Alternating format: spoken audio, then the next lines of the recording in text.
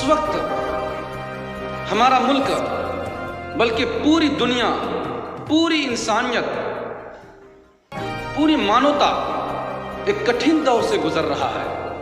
हमारी शुभकामना है कि एक न एक दिन हम जरूर इससे फतह पाएंगे, इस जंग को लड़ पाएंगे।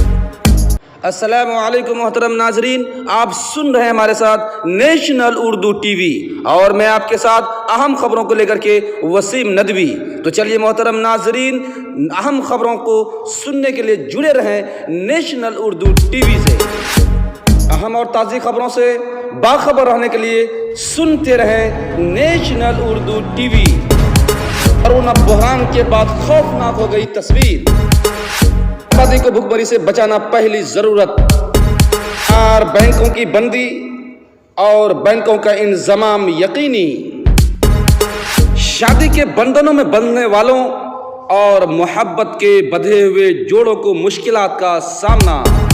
आइए नाजरीन, आपकी नजर मुल्की सूरत हाल पर, मुल्की सूरत हाल की तबसरा से कबल आज की हम और ताज़ी खबर से बाखबर होने के लिए जुड़े रहें नेशनल उर्दू टीवी और सुनते रहें इस वीडियो को आखिरी तक ताकि आपको मुकम्मल जानकारी हो सके।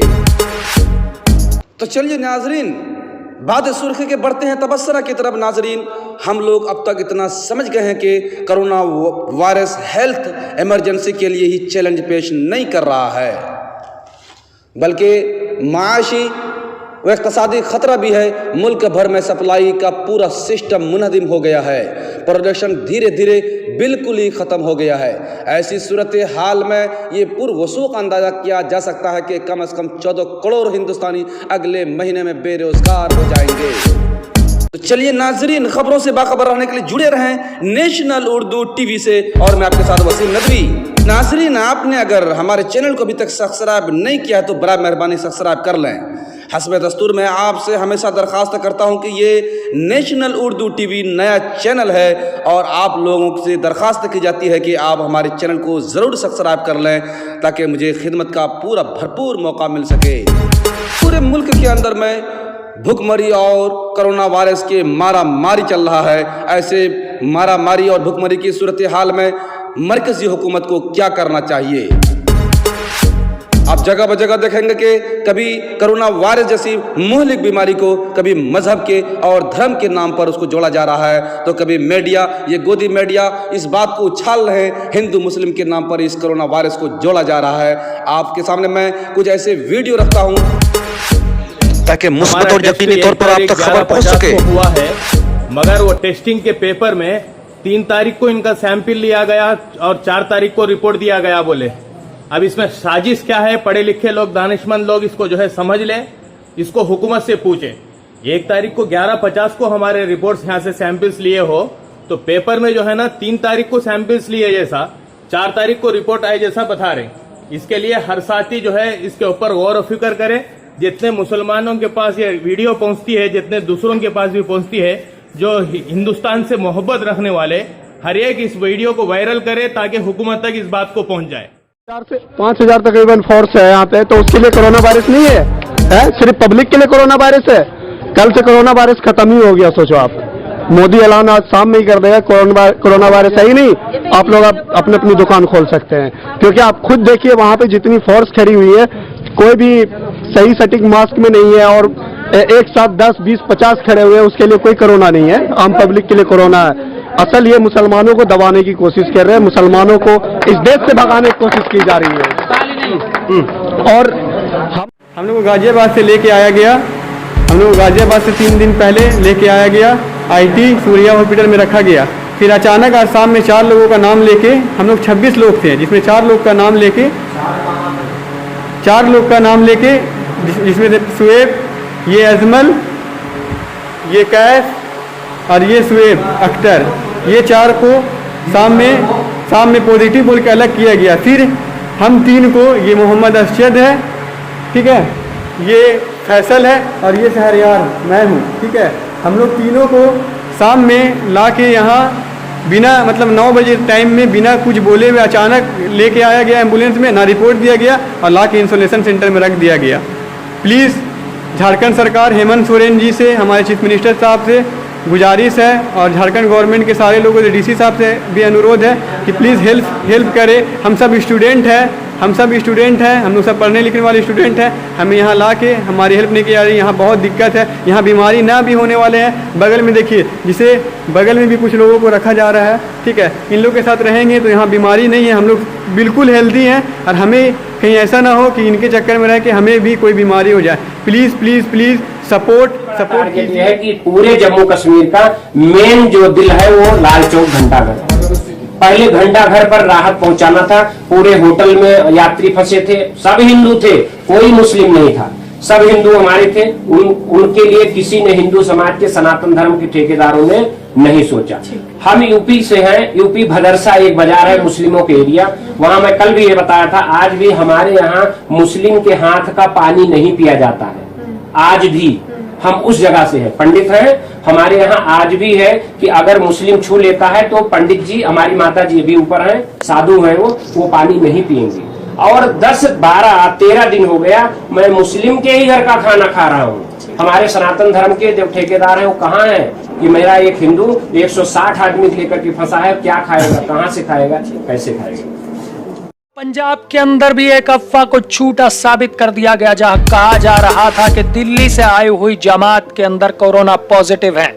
वहीं आनन फानन में प्रशासन गया और उनकी चेकिंग कराई तो पता लगा कि वहां पर जितने भी लोग थे सभी कोरोना के नेगेटिव पाए गए हैं। सलाम करना होगा सिख शेर को और पंजाब के इन लोगों को, जिन लोगों ने इस सच्चाई को सामने लाने की कोशिश करी और सिटीजन जर्नलिस्ट ने वीडियो बनाकर हम तक पहुंचाया और साफ तौर से कहा है कि इसे देश के उन चैनलों के और मुंह पर ले जाके मारिए कि जो लोग देश के अंदर अफवाह उड़ाने में सबसे पहली कतार में खड़े हैं। आप भाइयों ये देखो, बहुत कुत्तों की तरह लगा रखा हमारे को, हमारी मदद करो प्लीज, हमारी मदद करो प्लीज भाइयों। ये देखो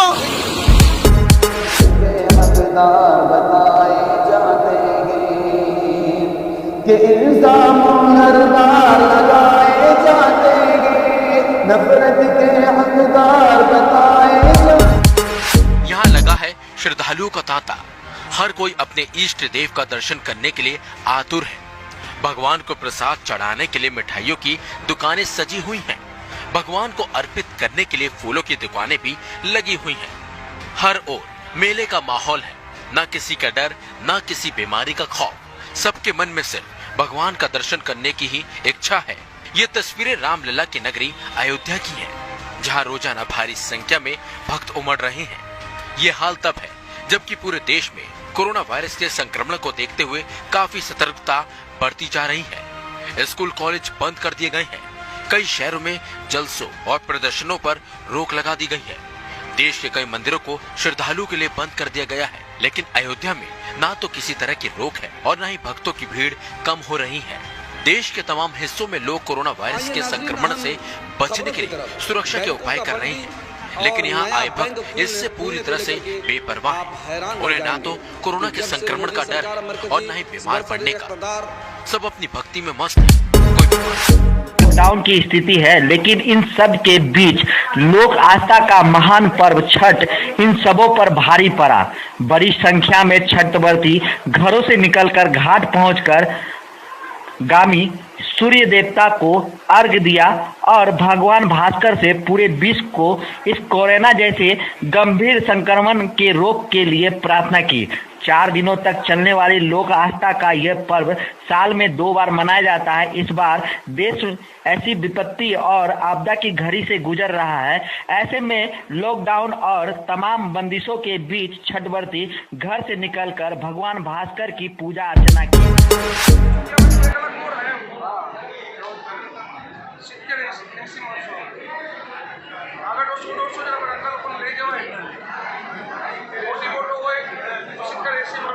अस्सलामुअलैकुम दोस्तों, ये वीडियो देख रहे हैं ना आप इसको देखिए, कहाँ की स्क्रीन पे सब लिख दिया है, पढ़ सकते हैं आप। और मेरी आपसे इतनी गुजारिश है, दलाल मीडिया को कहो कि ये लोग फंसे हुए नहीं, छुपे हुए हैं। जैसे निजामुद्दीन में वो लोग छुपे हुए थे, जिन लोगों ने बार बार हुकूमत से अपील की थी कि हमें यहाँ से निकालो, हमें घर में पहुँचाओ। अचानक से लॉकडाउन कर दिया, कितने लोग फंसे, कितने मरे, कितने भूखे, कुछ नहीं पता।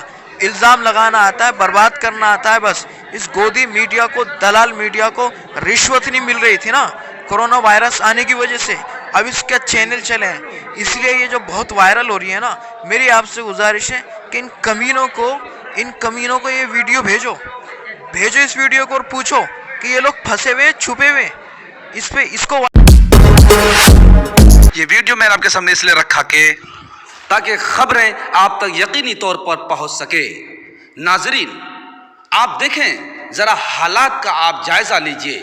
आज मुल्क के अंदर में जो सूरत हाल है, ये कोरोना वायरस सिर्फ हिंदुस्तान भर की बात नहीं है, सारी दुनिया में, सारी इंसानियत के लिए, सारे ममालिक के अंदर में कोरोना वायरस की महामारी हो रही है। ऐसे नाजुक हालात में मानवता को तबाह की जा रही है, बर्बाद की जा रही है। इंसानियत से हट करके हम इस मुल्क के अंदर में काम कर रहे हैं। इंसानियत इस बात से शर्मसार हो रही है। कहीं पर तबलीगी जमात को बदनाम किया जा रहा है और आवाम के सामने मुसलमान धर्म को नीचे किया जा रहा है, और कहीं पर वीडियो वायरल किया जा रहा है कि मुसलमान हिंदुस्तानी कानून को नहीं मान रहे हैं और उसका उल्लंघन कर रहे हैं। तो आइए मैं उस वीडियो को भी आपके सामने रखता हूं जहां पर कि मुसलमान के अलावा दिगर लोग भी रहते हैं, और उन तमाम लोगों ने हिंदुस्तानी कानून का और प्रधानमंत्री वजीर आजम नरेंद्र मोदी के अहकामात का किस कदर उन्होंने पालन किया है और कहां पर उन्होंने कानून का उल्लंघन किया है। क्या ऐसी तस्वीर पर हमारी मीडिया की नजर नहीं पड़ती है? तो आप देखते रहें इन तस्वीर को और सुनते रहें नेशनल उर्दू टीवी। तो नाजरीन, आपने देखा और अंदाज़ा लगाया होगा इन तस्वीर से, इन वीडियो से आप क्या अंदाज़ा लगाते हैं? क्या ये कोरोना वायरस का जंग है जो हम लड़ने जा रहे हैं? क्या इन कोरोना वायरस के जंग से हम फतह कर पाएंगे? यहाँ पर तो हालात ऐसे आ गई है, ऐसे मामलात आकर के खड़े कर रहे हैं। ये गोदी मीडिया उछालना चाहते हैं असल मुसलमान धर्म को। हालांकि आप देखिए, जहाँ पर मुसलमानों ने अगर कानून का उल्लंघन करते हुए ये वीडियो वायरल करते हुए लोग दिखा रहे हैं, तो वहीं पर हिंदू धर्म के और दिगर धर्म के मानने वाले लोग भी बहुत सारे हरकत ऐसे कर रहे हैं, ऐसे काम कर रहे हैं, अब और मजमा बना करके इकट्ठे हो रहे हैं। तो क्या मीडिया ने कहीं पर भी किसी तरीके से भी कतई इन वीडियो को वायरल किया और कहा वहां पर कि देखिए ये हिंदू धर्म के मानने वाले हैं और इन्होंने कानून का उल्लंघन किया है? तो इन तमाम बातों से साफ साफ बात पर यह नजर आने लगती है कि हिंदुस्तानी पॉलिसी और हिंदुस्तानी मौजूदा सियासी जो नजरियात है वो दरअसल मुसलमानों को बदनाम करना है। ये यकीनी बात है, ये कतन बात है। और मैं भी मानता हूं कि कोरोना वायरस एक खतरनाक मोहलिक मर्ज मुतअद्दी है और जिससे तमाम लोगों को तबाह किया जा सकता है। इसलिए हम तमाम लोगों को एहतियात करना चाहिए, बल्कि उलमा कराम भी इस बात को मानते हैं। हालांकि नाजरीन, शरीयत और हुकूमत दो अलग अलग महाज हैं, दो ऐसे महाज हैं जिन पर पूरा उतरना हर इंसान पर, हर शहरी के लिए आसान नहीं है। ताहम इस्लामी शरीयत की ख़ास बात यह है कि ये एक मुकम्मल दस्तूर हयात है। लिहाजा अगर शरीयत और हुकूमत दोनों के तकाज़ों को पूरा करने की तदबीर की जाए तो बेहतर रास्ते निकल सकते हैं। जैसा कि आप देखिए नाजरीन, मैं आपके सामने उन बातों को पेश कर रहा हूं कि हुकूमत की एक तरफ नाकाबंदी है और हुकूमत ने एक तरफ लॉकडाउन कर रखा है और एक तरफ हमारा धर्म है। अगर हम धर्म को और हुकूमत के आईन को और दस्तूर को अगर एक सामने रखते हैं और उसमें तदबीर निकालते हैं तो आपको खुल्लम खुल्ला तौर पर यह तदबीरें सामने बिल्कुल निखर कर सामने आ जाती है। आप देखिए, लॉकडाउन है और हमारा त्यौहार, हमारा शब बारात भी है और दिगर और मामलात हैं। हमारे मसाजिद के अंदर में नमाज के मसले हैं, बहुत सारी बातें हैं। हमारे उलमा कराम ने और दिगर मज़ाहिब के लोगों ने भी, तमाम मजहबी रहनुमाओं ने और तमाम मजहबी धर्म गुरुओं ने इस बात की तदबीर किया है और तदबीर निकाला है। हम मसाजिद के अंदर आते हैं, कम जमात को लेकर आते हैं और मोहतरम दोस्तों, हम अपने घरों में वजू कर लेते हैं और अपने आप की तमाम तर बचाव की सूरत अपनी हिफाजती इक़दाम हम खुद ब खुद कर लेते हैं। तो हम अपने धर्म पर भी मुकम्मल तौर पर नाजरीन हम पैरवी कर सकते हैं और साथ ही साथ कानून का भी हम पालन कर सकते हैं। लेकिन इन तदाबीर को बालाए ताक रख करके सिर्फ एक तरफा बात की जाती है और सिर्फ मुसलमान को बदनाम किया जाता है। क्या इन तकाज़ों को और इन बातों से हम कोरोना वायरस से जंग लड़ सकते हैं? क्या हिंदुस्तानी कानून और हिंदुस्तानी सियासी और ये गोदी मीडिया के इन तमाम उछालू बातें और भड़काऊ बातें से और कौम धर्म के नाम पर उछाली गई बातों से क्या मुल्क की मुस्तकबल रोशन और ताबनाक हो सकते हैं। हम उम्मीद करते हैं कि आपने हमारे जरिया दी गई मालूमात को ज़रूर पसंद किया होगा। हमें ताज़ा तरीन मालूमात के लिए फॉलो करें और इस वीडियो को लाइक और शेयर भी ज़रूर कर दें और हमें खिदमत का मौका फराहम करते हुए अगर आप नए साथी हैं तो सब्सक्राइब भी कर दें, साथ ही बेल आइकन को भी दबा दें ताकि इस तरह के जानकारी और ताज़ी खबरों से बाखबर करने वाली वीडियो आपकी खिदमत में सबसे पहले पहुंच सके और आप बाखबर होते रहें। शुक्रिया। वसीम नदवी।